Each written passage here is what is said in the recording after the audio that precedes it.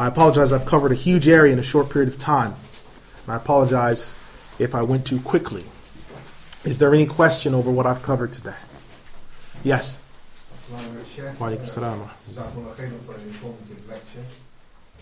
Just two questions. The Mu'tazila, do customers kafir or murtad?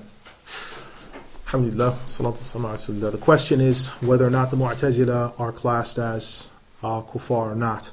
The general ruling that Ahlul Sunnah wal Jama'ah and Muslim Orthodoxy have about all the cults, whether it's Mu'tazila or Salafiyah or whatever the case be, is there is a general rule of takfir over them, in which their beliefs are kufr, and as a jama'ah, they're kuffar.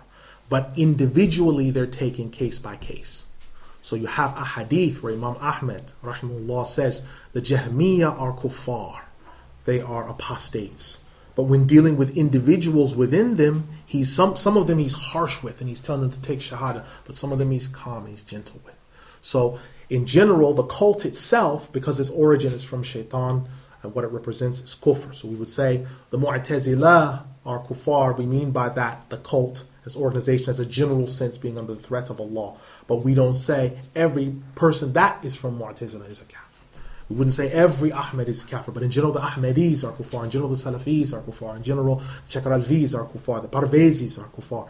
But every single one isn't kafir. Every single Shia isn't a kafir. Yes? Second point is, you mentioned the book of proofs. Can you just give us a reference again for that, for the Hanafi fiqh? Alhamdulillah, salatu wassalamu ala rasulillah. The hadith, the book of proofs regarding the Hanafi fiqh, I believe you may be referring to Badr al-Din al-Aini, Umdat al-Qari, fi Sharhi Sahih al-Bukhari, which is the support for the reader and the commentary on the Sahih of Imam Bukhari. It's by Imam Badr al-Din al-Aini, the Egyptian Hanafi alim. What's the translation of the... It is the support of the reader in the commentary of the collection of Al-Bukhari.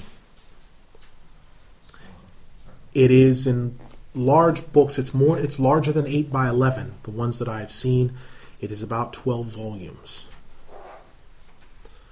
But in most of the contentious issues that now a hapless Hanafi is cornered with, where the hands go, does blood nullify wudu or not, those masail are tackled within that text in a very well-treated way.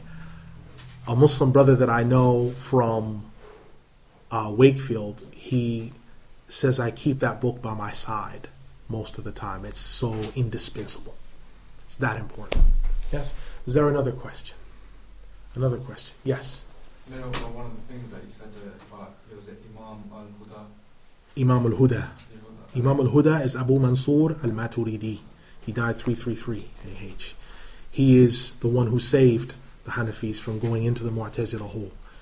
Him and 5 others were the only ones in Central Asia upon Ahlul Sunnah wal Jama'ah. Yes? Is there another question? Another question? No? Final question? Okay, so the question was about whether who Imam al-Huda was. Imam al-Huda is Imam Abu Mansur al-Maturidi, who is a direct descendant of the companion Abu Ayyub al-Ansari radiallahu anhu. He died in 333 Hijri. He wrote the book famously, Kitab al-Tawheed, which is 490 pages in typewritten printed Arabic. 490 pages. And it is a remarkable book. It is a remarkable book. So inshallah, if Allah blesses you, those that can't understand Arabic, to read it, to take it on board. It is a wonderful book. And it's an amazing book. I mean, one Azhari scholar wrote his doctorate on that book. He wrote a doctorate based upon that book. So it's a remarkable text. And this was the man that really pretty much saved the Hanafi madhab. He saved it. If it wasn't for that, they would have been Mu'tazila, barring anything else. Walhamdulillahi Rabbil Alameen. If there is nothing further, then we'll close the class, and inshallah we will hopefully begin next week if Allah preserves our lives. We will start from year 342 inshallah أقول قولي هذا أستغفر الله لي ولكم أستغفر الله إن الله غفور رحيم